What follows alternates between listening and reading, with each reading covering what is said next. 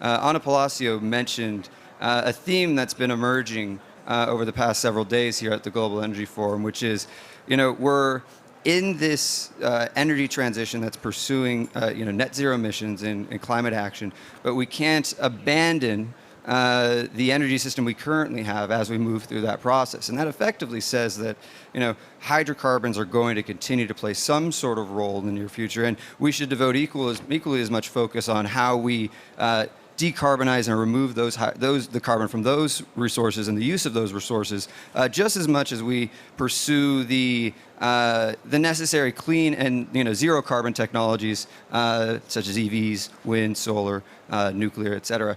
And find out how we can make all of these different energy resources and carbon management technologies cooperative and cohesive into what is, I think, a circular carbon economy. And I'd be quoting Adam Zaminsky, who has done a lot of thinking on this issue, in the 4 R's that he's articulated in the circular carbon economy, which is reduce, reuse, recycle, and remove. And so I think today what we're going to do is we're going to hit on the role, what is the circular carbon economy, how it's developed, what technologies are emerging, and in particular focus on what are the policy frameworks that we need to put in place in order to continue to see the circular carbon economy evolve and develop. So to that end, we have a great panel today. We have Lee Beck, International Director for Carbon Capture at the Clean Air Task Force, and also a non-resident senior fellow at the Atlantic Council Global Energy Center. We have Thamir Alshehri, Senior Research Associate at the King Abdullah Petroleum Studies and Research Center. And I'd also be remiss if I didn't mention that the center, CAPSARC, is a knowledge partner of the forum and has been a really great partner, particularly on these circular carbon economy issues, and a leader in this space. And some of the research that Thamir has presented in the past has been hugely informative in informing how we connect these various pieces. And then finally, virtually joining us, we have Dr. Samal Bilbao León, the Director General of the World Nuclear Association. So what we'll do is I think I'd like to start things off by turning to you, Thamir. And, as I mentioned, I think CAPSARC deserves a lot of credit for its exploration of the circular carbon economy. You recently launched a circular carbon economy index, which, for the sake of brevity, I'm just going to call the CCE index from here on out, which tracks this progress circular carbon economies are having around the world. But before we dive into that specifically, I think I'd like to open our session by asking you, where do you see the role of the circular carbon economy in the pursuit of our necessary net zero pathways? And in particular, how this effort, both at CAPSARC and the development of these economies around the world, has evolved over the past several years? Hello? Yep. Thank you, Ritz, and thank you so much. Yeah, we have been working the circular carbon economy, CCE, since it's been endorsed by the G20 in 2020 during the Saudi Arabia presidency. And we think that achieving the Paris Agreement goals will need to go through reducing emission and through non-fossil fuels technology and non-zero technology. But also technology like CCUS need to be considered. And here we can actually find where the CCE can be a great framework, a great concept to look at it from that lens, and also engage all players in the region using a holistic approach and make these players to choose their own pathways. That's the strength of the CCE. Talking about the CCE index, it's a tool to frame a policy-oriented framework to measure countries' potential and performance and current performance. We developed that in CAPSARC in-house, full in-house, developed including all the materials from web portal to all the modeling tools that we also launched recently 2 weeks ago here in actually Expo. It was a regional launch for our CCE lab to actually perform some sort of scenarios on countries where they adopt certain technology or improve in certain areas. So this is an overview of the CAPSARC work on the CCE and the CC index. And I'd like to dive a little bit more into the index, and I realize I mistakenly called it a CCE tracker, and that's partially because we have a CCE index and a CCUS tracker on stage. So forgive me there, but I'd love to, you launched this report about the index in December of last year, and you mentioned how it serves as an opportunity to monitor the potential and the progress in CCUE in specific countries. I'm wondering, following your December report, are there any lessons learned, any major takeaways from that work thus far that you think are worth sharing? And can advance our thinking on where we need to go next. Yeah, definitely. If we are looking at the 2021 CC index result, we can find very interesting findings that countries adapt different technology based on their circumstances, but also there's huge gaps between top countries and bottom countries. Gaps in policy and regulation, in technology, in finance specifically are huge. So this area where we can focus from now on, and the index is a great tool actually to look at this from different perspective. Also, we observe that there is a lack of data, especially to the CCS and CCUS related policies, technologies. So we are working with our partners to enhance that, and I think we will be improving year by year on the data availability and data accessibility. So these, as in general, that's I think the takeouts from the CC index work now.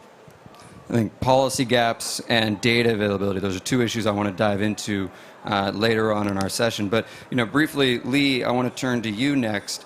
Thamir mentioned, this is all ultimately about carbon management. He mentioned some of the technologies, particularly CCUS, as a major component of this circular carbon economy. I'd be remiss if I didn't, briefly plug the work that CATF has done with the Global Energy Center on CCUS scalability.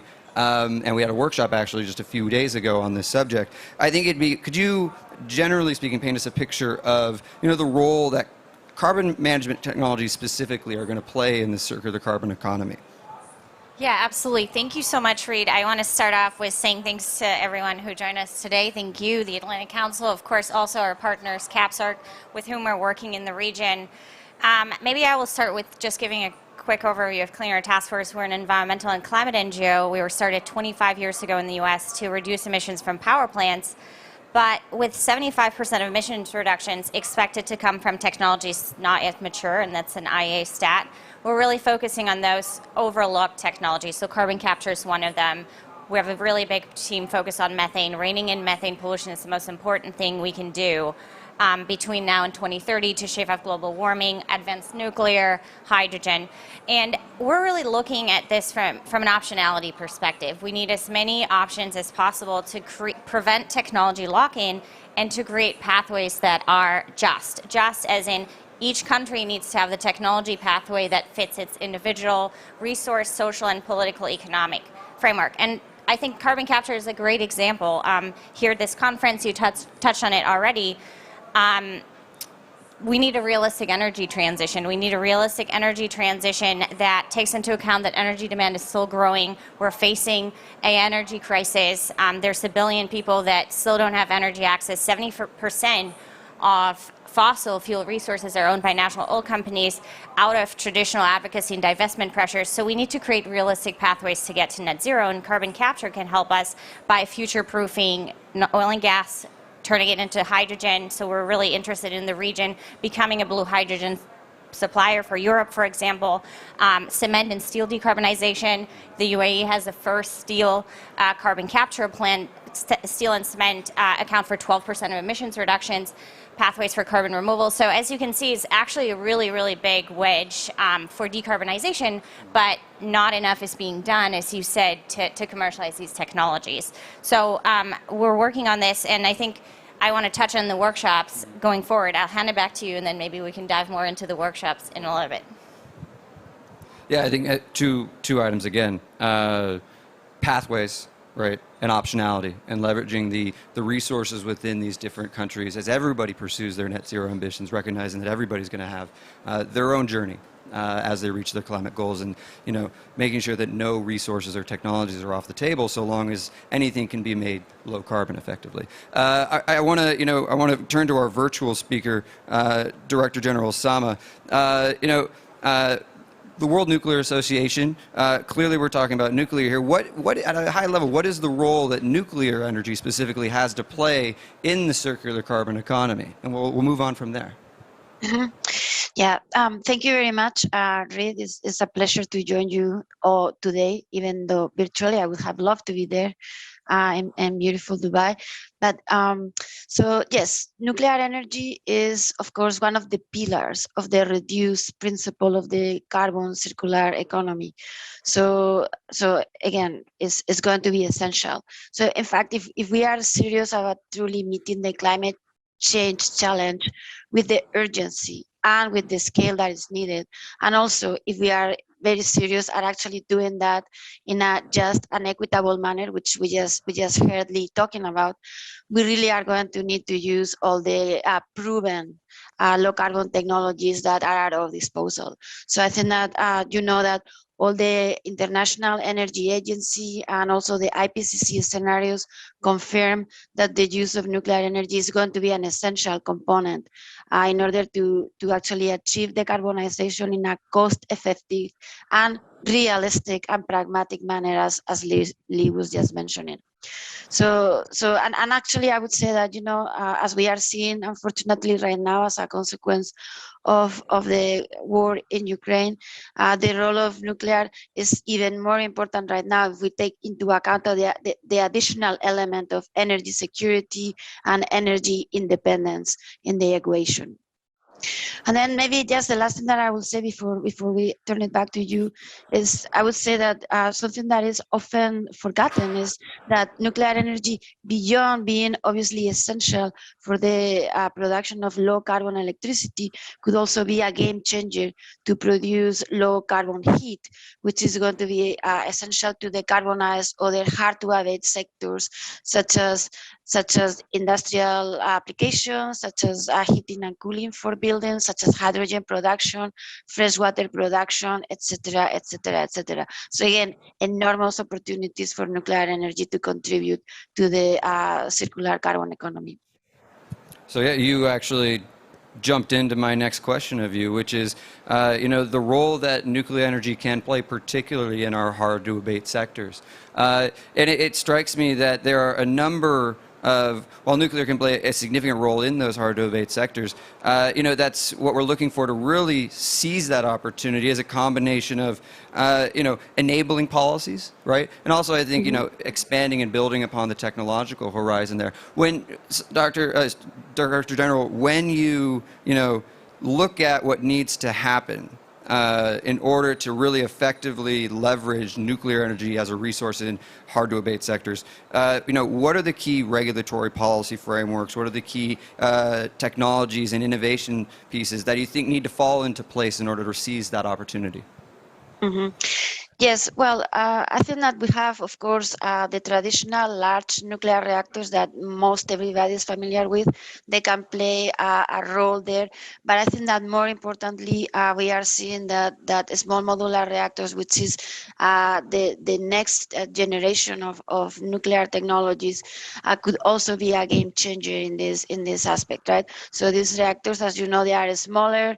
They potentially can be customized to be more fitted to specific applications, whether it is specifically for industrial process heat, for hydrogen production, or for district heating, etc., etc. So those are basically two two different approaches that we have to use nuclear technology. So now, from the point of view of policies, I really think that I mean the technology is close to be there. I mean, obviously, as you know, nuclear is currently 10% of world electricity and the largest source of low carbon electricity in the OECD countries. So nuclear is already contributing enormously. But if we really want to bring this role even further, I truly think that this is a very important time for thought leadership and pragmatism from governments. So this is going to be essential to develop well thought out and diversify long-term energy strategies. And I really think that is very key for all infrastructure. I mean, as you know, we really need to completely redo our clean energy infrastructure at a global level. So in this sense, it is very, very important to put in place policies and also market frameworks that are going to recognize and appropriately value the different attributes of the various low carbon energy sources. So I think that this is going to be very important because it's going to create confidence both in the industry but also in the financing and investment community, and this is going to incentivize investment beyond public investment, also private investment in this clean energy infrastructure. Thank you. So, I want to turn to Thamir, but first, because we said the magic word of, private investment and, the financial community's role in this, I actually want to briefly, turn back to you, Lee. Commercial scale is something it's a consistent term in each one of these CCUS conversations we have, and the need to get capital into the market as well as to establish the policy frameworks needed to move beyond the really, really successful demonstration projects we've seen in numerous different country contexts. Where do you see the key next steps, either in a US, EU, MENA regional context, or elsewhere in the global south? What are the key things that you see needing to happen to bring CCUS to a better commercial scale, and certainly quicker than I think the timeline currently is projected to be? Yeah, thank you so much, Reed. I appreciate this question because there's about 150 carbon management projects under development across the US, Europe, and the Middle East. And if we can build these projects over the next, say, it takes 4 to 6 years to develop these projects, so maybe over the next decade, then we're pretty close to commercialization. But what we need to do at the same time is, of course, also shortening the deployment timeline in the next generation of countries by understanding infrastructure needs, emission sources, CO2 storage. But going back to the financial community, I think there has been this unprecedented realization that we need these technologies. So governments, especially in Europe and the EU, have put unprecedented policy mechanisms on the table. There was $12 billion for CO2 storage alone in the infrastructure package in the US, an additional $8 billion for hydrogen production, which can be used for blue hydrogen. The EU has selected 4 out of 6 CCUS projects for its first round of innovation fund. There's CCFDs, carbon contracts for differences, on the table in the ETS reform. So there's really this unprecedented policy framework in the US and Europe, and we think that this really can help us attract financing to these projects and make it attractive investments. I think it's clear climate regulation is going to come in the US and Europe. In Europe, of course, it's already there. And so we need to decarbonize. And I think that the market is responding to this. In 2021, I think there were 51 projects alone announced in the United States as a result of this unprecedented policy momentum. There's more tax credits, $85 a ton for industry and power, $180 a ton for direct air capture on the table in the United States. So I think by really signaling to the market that this is a technology we need to commercialize, the private investment will come. And it's really, really important that we can reduce costs, learning by doing, provide funding for infrastructure, shorten deployment timelines, and really make sure that we reduce the risk of these projects. Because everyone always says CCUS is expensive, but what's really expensive is high risk premium on a multi-$100 million loan. So yeah, definitely agree with you, and thanks so much for pointing to this. Yeah, and I think it's also equally as important.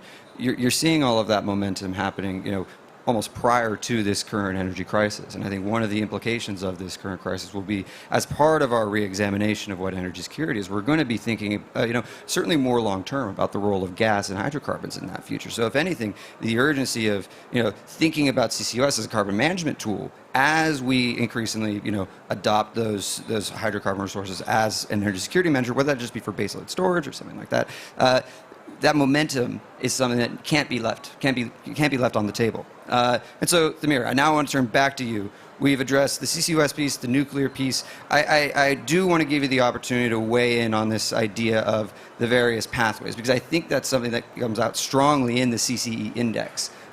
When you look at the pathways, when you look at optionality and providing countries, particularly in the global south, to carve their own pathways to net zero. What are the major trends you're noticing, and you mentioned policy gaps. What are the policy gaps that need to be filled, whether international coordination or otherwise, that we should be thinking about moving forward? Thank you so much. Yeah, I would like actually to back maybe on the point that you actually stressed there. It's on the finance, because this is one of the biggest actually gaps on that's what we capture in the CCE index now. I think we are on the stage now to rethink or reshape the perception of especially on oil and gas sectors, hard to abate players in the industry. If we are saying that oil and gas will end up in 20 years, 25 years, nobody will invest. Nobody will put money in that. So I think with this crisis, we already get a momentum there. But I think with this crisis, we need also to reshape the perception, and the financial community could actually capture that to rethink on these technology again with the right policies framework.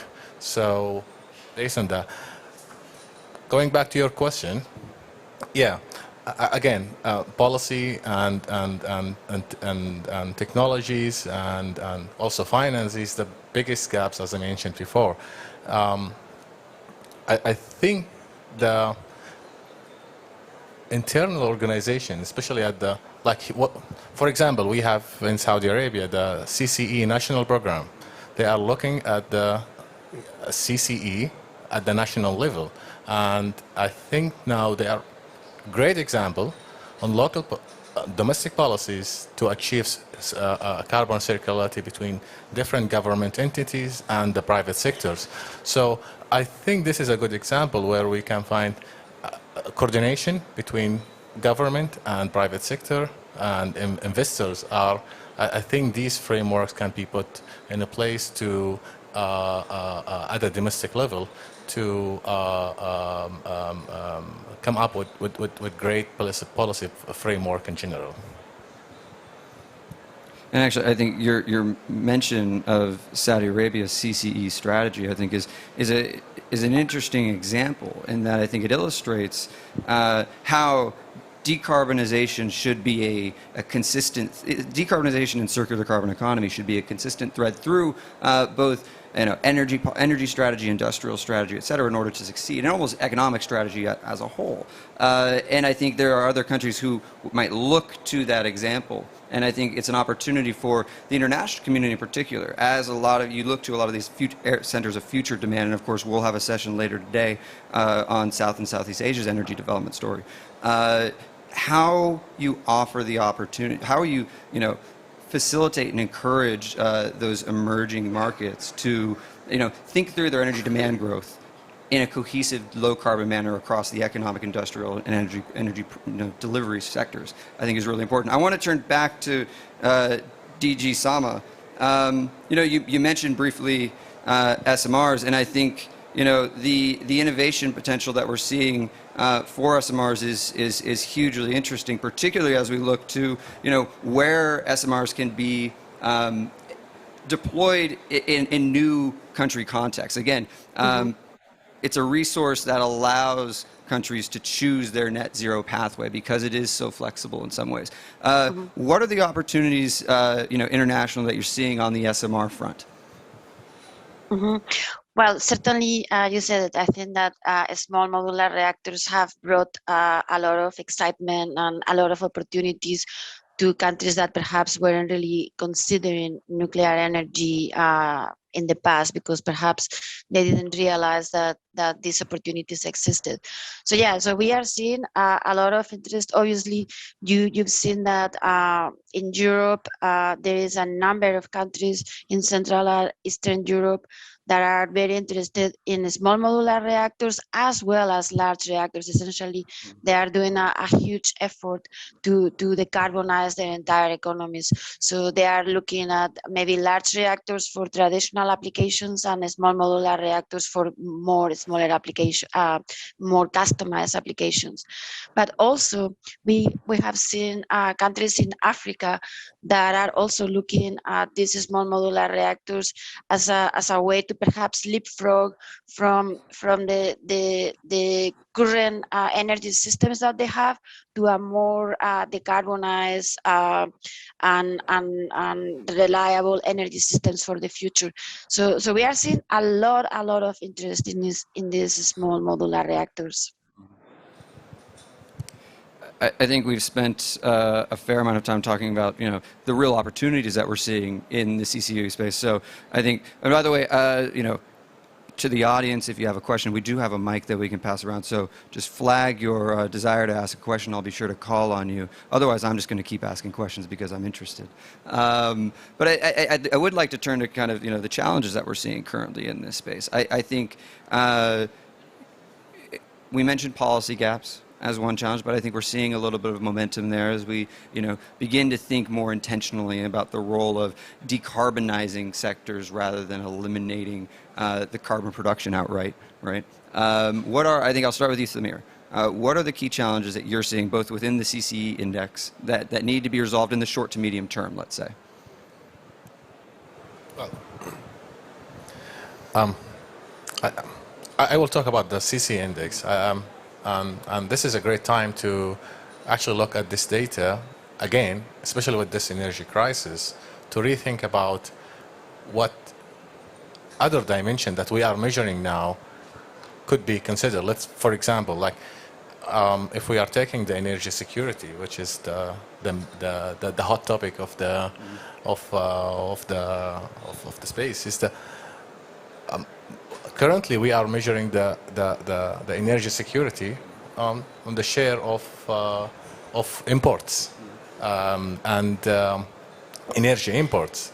But there is a lot of dimension that we can consider. That's the number of resources and where the sector actually can be the critical sector that feed in. So we need to look at the more deeper structure of the consumption of each country to have a better insights on that. Again, go back to the energy security thing. As you can see, there's a different perception. If you can see here in the region in GCC and in Europe, where it's more a market-driven, where here it's more like a national security driven. We can capture that in the interconnectivity grid, like what we see here in the GCC, and how it's different in EU. So yeah, I think we need to look at. I'm talking again about the CC index and how we actually look at these potential improvements areas. I think we need to look at data from different dimensions. No, I think you speak to, one of the pieces that I hope to get to eventually is this international coordination piece. And, what we've noticed, or at least what I've noticed consistently throughout these different regional contexts when we talk about these issues is the need for shared learning, right? Part of that's data, obviously, but part of that also is, shared learning about the policy frameworks that are working, right? And so I want to turn to that in a little bit. But Lee, turning to you next, the key challenges you're seeing in your space. And I think it'd be interesting in particular if you touched on, given that CATF a lot, as based in Boston, done a lot of work in the United States, a huge amount of work, in a European context, and of course, you just now launched your MENA CCUS tracker, so beginning to do a lot more work here. So you can touch on any number of these regions, but what are the key challenges that you're seeing in the deployment of additional CCS contacts? And of course, commercial scale and financing is one of those. So I'm gonna make sure that you go beyond just that piece. Yeah, absolutely. And I want to touch now definitely on the workshops that we hosted on Sunday together on hydrogen and carbon capture and storage deployment. I think one big theme in the workshop was the political problem that carbon capture has. I mean, this also accounts for nuclear, which is really unfortunate because the science is very clear. We need all the technologies on the table. And I think there's multiple dimensions to this. There's a political problem, the lack of recognition, and the lack of willingness to accept that we need to commercialize these technologies from multiple countries, though more and more countries are including carbon management technologies in their NDC, but there's also the policy flip-flopping and policy inconsistency that we actually heard about in the last panel. It's unclear, and there's this perceived conflict between energy security and climate, and I really want to touch on this because if we're looking to Europe, 50 BCM of LNG in Repower EU, 15 BCM coming this year from the US, and we really need to make sure that we're building this infrastructure in a climate compliant manner. So CCUS must be on the table, and then governments must be openly saying we need additional natural resources and we need to future proof them with methane controls and carbon capture and storage. So I think this policy clarity would really help markets to drive investment and make long-term decisions. The other things is there again, as you said, in the regional context, we need to develop more recommendations on how to realize industrial hubs. I think that was a big theme at the workshop on Sunday. And another piece is CO2 transport and storage infrastructure and lack of funding for developing countries. We discussed this, the World Bank Trust Fund, which has invested most recently in Nigeria, but also South Africa, Mexico, helped to map emission sources, CO2 storage sites, pilot projects. It's running out by 2023, and it's unclear whether governments will earmark, replenish this funding. So we really need to make sure that we built on this momentum, work with those governments that are supportive in the region to continue having funds available, to continue shortening this deployment timeline. So I think there's key barriers here that we want to work on. So we definitely want to hear from all of you experts, particular about the region. What do you think is necessary to overcome these challenges, to mobilize investment, deploy these technologies? What are business model challenges? So this is an ongoing dialogue, and I think we're looking forward to the shared paper we're publishing about this topic, but definitely a lot more work to be done to overcome these challenges. No, I think the key message there really is there's going to be a refocusing on the hydrocarbons and role of hydrocarbons in energy security, right? Thamir, you mentioned the role of oil and gas companies in that story. I think making sure that we're coupling appropriate policy support for things like CCUS as we pursue those roles. Yeah, right, 50 BCM and it, is a significant amount, but should also be coupled with corresponding commitments, to support CCUS in order to make sure that energy security doesn't cannibalize climate action. Yeah, just one addition. I think, oil and gas definitely part of the transition. That's what we're working towards, but we also shouldn't let them off the hook, right? So I think we need standardization if we're looking at blue hydrogen imports for Europe, international certification, LCA analysis, standardization of CO2 storage credits. So we can develop a regulatory framework that will enable us to make oil and gas part of the transition, and that's what we need to develop over the next few years, really urgently. So Sam, I want to turn to you now, give you the opportunity. I mean, from a perspective of challenges, Lee mentioned nuclear suffers from some similar narrative challenges, I think, sometimes in the policy space. Beyond that, what are the key challenges you see that need to be addressed either from a policy or finance perspective in order to, really realize nuclear's potential? Mm-hmm. Well, I mean, I think that the nuclear has been very successful. I mean, we have had very, very successful nuclear projects recently. For example, of course, in the United Arab Emirates, that we just saw the commercial operation of Unit 2 for the Baraka nuclear unit. So that's very, very successful efforts in the UAE, and the same thing we have seen in many projects in China. But unfortunately, I think that everybody is familiar with maybe not so successful projects in Western Europe and North America. So I think that one of the key challenges that the nuclear industry is working towards addressing right now is rebuilding these capabilities, this know-how in North America and Western Europe to actually scale up to the urgency and the speed that is needed for nuclear energy to actually live up to the expectations, right? To the needs that we have for nuclear penetration in order to achieve decarbonization. So, I think that one of the things that would help enormously to incentivize this rebuild of the know-how and the capabilities of the nuclear industry, and also the rebuild of the global supply chain, is going to be more or less what leads it to have clarity and long-term visibility and government policies. So, the best way to be good and cost-effective at building nuclear power plants is, you guessed it, building nuclear power plants. So what we really need is to have this continuity, this series of projects that allow the industry to learn from continuous doing, and also to incentivize the growth of the supply chain. And in that sense, I would also agree with Lee that improving the standardization and the harmonization of the codes and standards for nuclear, but also the regulatory and licensing requirements at a global level would really help enormously to accelerate the deployment of these new nuclear power plants, large and of course the small modular reactors. I want to go, I think we have a question right here in the third row. And we're a small group, so please identify yourself as well before you. Thank you very much. My name is Dionysia Evgerinopoulou, and I'm the chair of the Environment Committee of the Hellenic Parliament.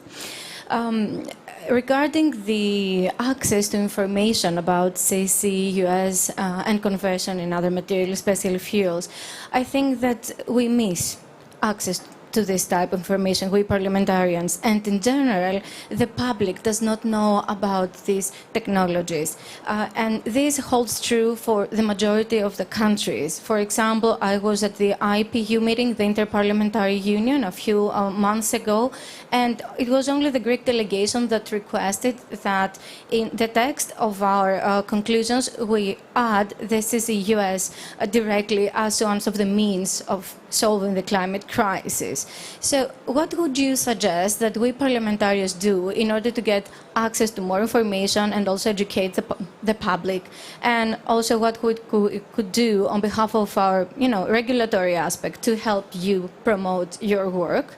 That's the first question. And the second question, I was wondering if actually there is not such a political will on behalf of the countries that are up to now producing oil and gas, Greece included, so that we don't actually get the new licenses to create fuel out of the CO2, because this might be competing technologies for the future. So it's an open-ended question. I think that there is no contradiction, but I would like to hear your advice. Thank you. I think on the data question, I might turn to you, Thamir. Obviously, you pointed out that we do have data gaps, right? But in some ways, the CCE index is trying to fill those gaps. So how do we get those insights how do we get those insights into the hands of policymakers, and how do we build additional insights? So on the data gaps, yeah. I will touch on the CCUS technologies, and CCUS in general. Access to these data was a really difficult task for us, and also the green hydrogen. So in our index, we are using the Bloomberg data, the CCUS project database tool, and the hydrogen database. And we worked with PNF, the team in the PNF, to actually share this data. So you are welcome to visit our website and download the data 30 countries actually. So these data actually is looking at project capacity, so announced projects, commenced and under constructions. Again, we need better data, we need more data to measure the potential and the performance, the current performance of this country. We can see that Germany is actually scoring very well on, especially under hydrogen, and Saudi Arabia.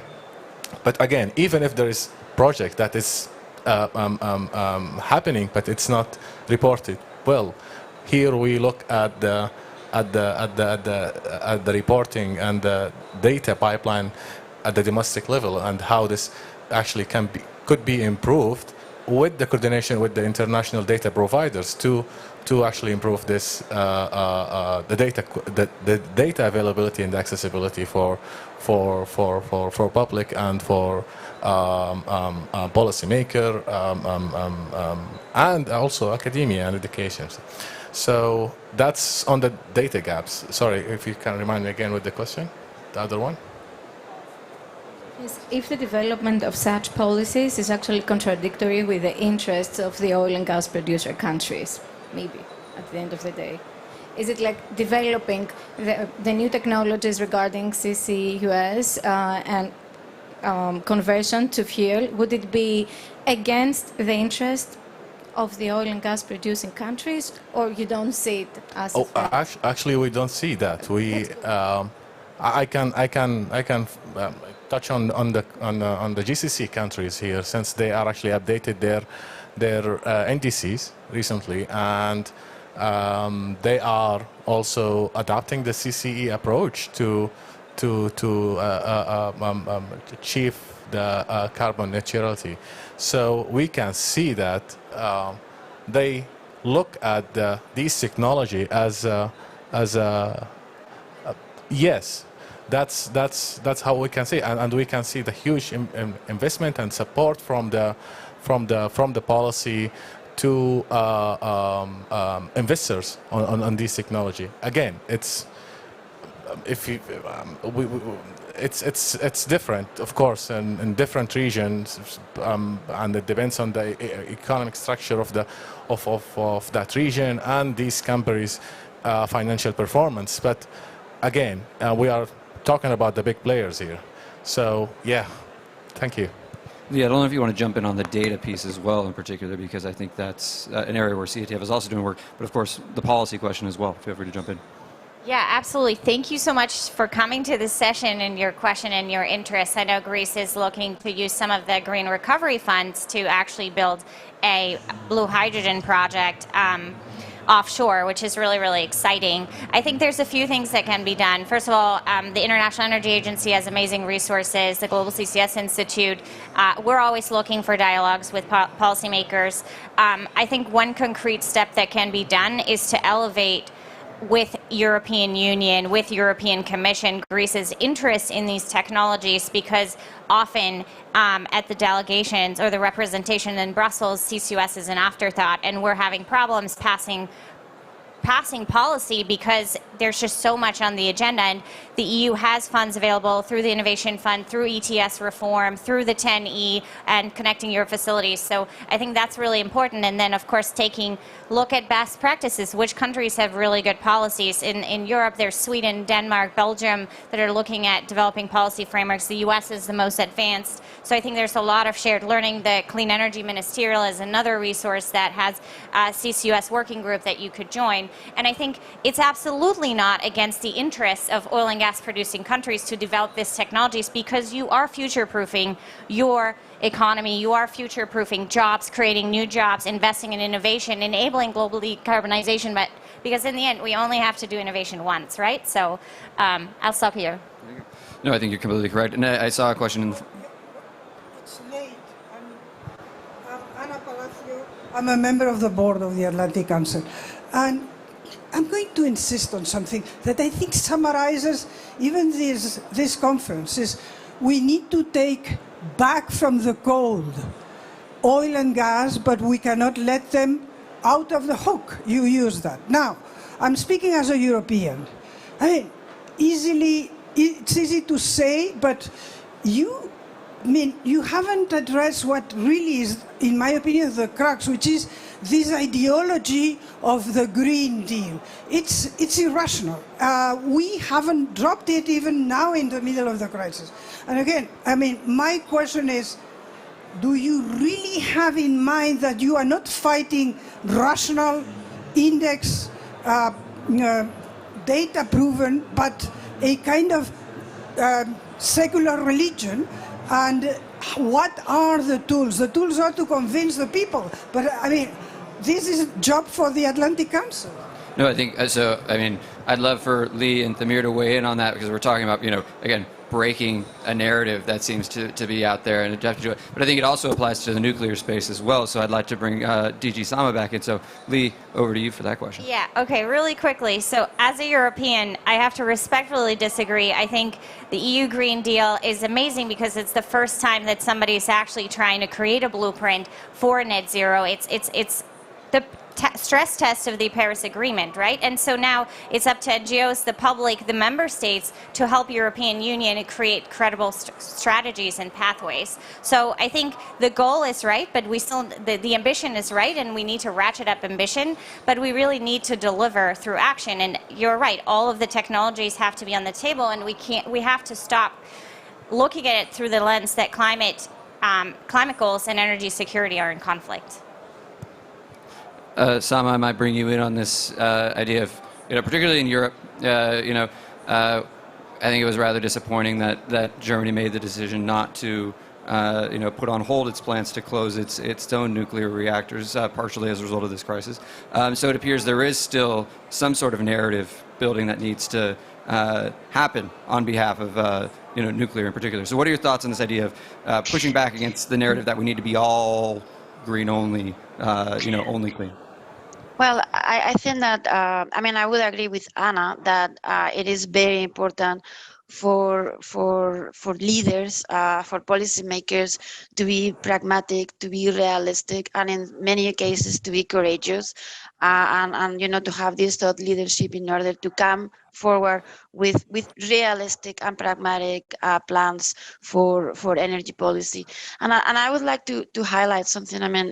I think that most countries currently have climate policies, and climate policies are wish lists, but they are not actual action plans. What countries need is to develop realistic, step-by-step blueprints of how exactly they are planning to achieve these climate goals.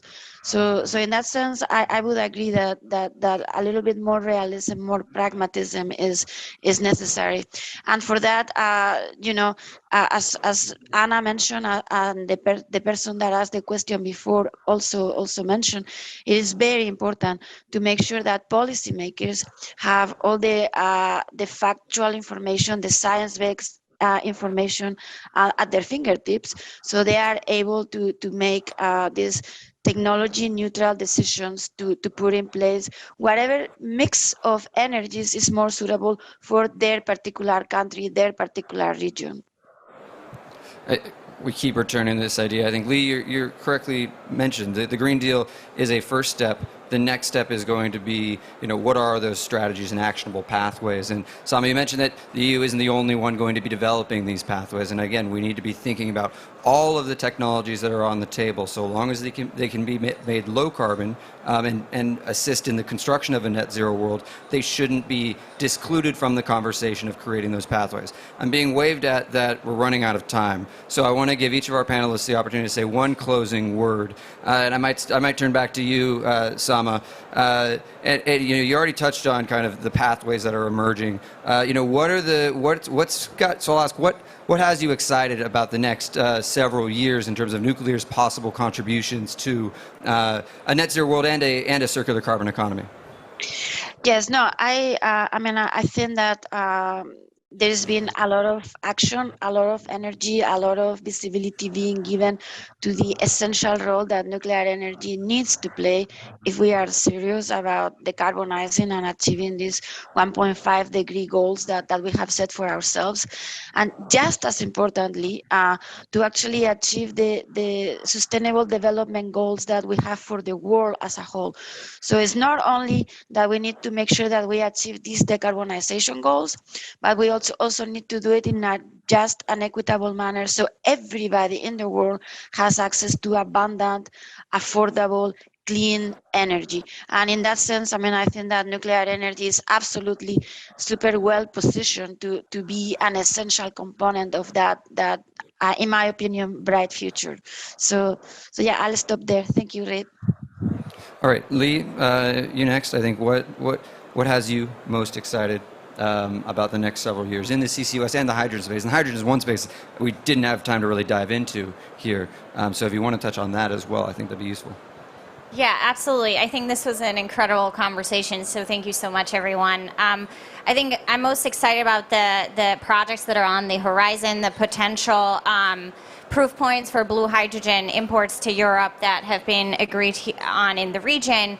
But I think, I just want to leave this panel with an ask that we really need to break down and overcome these false dichotomies of the energy transition. So governments need to put in place scientifically oriented policies to commercialize all technologies, technology neutrality, optionality, however we want to call it. Companies need to take these policies and future-proof and transform their businesses in the near term. They cannot play for time. Again, we need to do it as soon as possible. And if we can then focus really and zero in on emissions rather than technologies or fuels or resources, then I think we have a good shot at achieving this goal, the Green Deal, global net zero. So I'm also very much looking forward towards COP27 and COP28 in the region, because I think they will be refreshing. They will give a stage to this conversation that we've been hearing here at the Global Energy Forum. And you touched on the piece how I was going to ask Thamir's last question. So in addition to any final words you'd like to leave us with, Thamir, how do we make sure that, as Lee mentioned, COP27 and COP28 being in the region are going to be a huge opportunity to really talk about when we talk about the optionality for various countries to pursue their own pathways, to pursue their own resources and build their own net zero ambitions. How can we make sure that the concepts around a circular carbon economy are a part of that conversation, so that, by the time, I guess, if you're doing a report every year, by the time your December 2023 report on the CCE index comes out, that we can say, hey, these are the new pathways that are evolving. There's a huge reason to be excited. Definitely we'll have a new pathways, and actually a lot of countries will be added to the index by that time. And COP27 is a great platform for the region. They need the stage to actually show their perception and their views. But more important than that is taking advantage of this time, of this crisis, if you can call it a crisis, in different views. Take this advantage and make the transition right. And consider all options. And make, for example, access to finance, access to technology, sharing the technology as been already touched, to available. And we can make it right at this time. I think if we are work together, coordinate our effort, we can achieve that. And for example, this platform is great. That we can meet great people, get great feedback, and also feed into policymakers to push them to the hopefully what is the right direction. And just a few words that I would welcome everyone to check our CC Index portal, download the data. It's free. Even if you are not interested in the CCE, there is more than 50 indicators with open data. You can download, you can look at it, you can share this knowledge, and also we would welcome your feedback. again, this is a living thing. We are updating this composite indicator yearly, and with these platforms, we can get valuable feedback to improve our work and the outcomes. Well, that's a great way to end it. So I'd like to thank our panelists, Sama, Lee, Thamir. This was hugely great, and to our audience, wonderful as well. And so we'll close it up there. Thank you all very much.